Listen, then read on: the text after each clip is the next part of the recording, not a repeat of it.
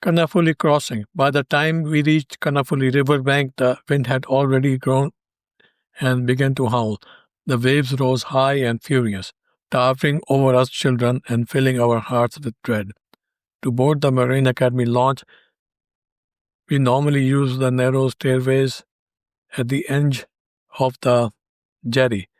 On calm days, it was simple.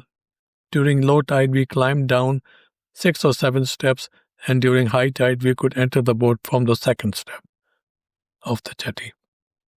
But this day was different. The waves were monstrous, tossing the launch so violently that at the crest it rose to the first step, and at the turf it plunged down to the 8th or 9th. The crew member, who we'll call Bashir, stood with arms outstretched, ready to catch us into the boat. We had to time our leap perfectly, waiting until the launch leveled with the second step. The wind whipped around us. The boat heaved wildly, and the risk was terrifying. At 11 years old, I was older than most of the children. Summoning courage, I jumped at the right moment and landed inside safely. Behind me, the smaller ones cried. Some froze in fear. Bashir remained calm, his voice steady against the chaos. Jump, he shouted, promising to catch us. One by one, we were safely on board. The ride across the river was unlike any we had known. The usual chatter and laughter was gone.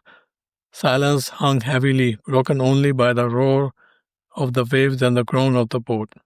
I closed my eyes and whispered every surah I could remember, clinging to faith as the launch battered the storm.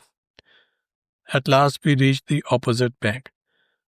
Relief was short-lived, however, for disembarking was even more dangerous. The waves had grown larger.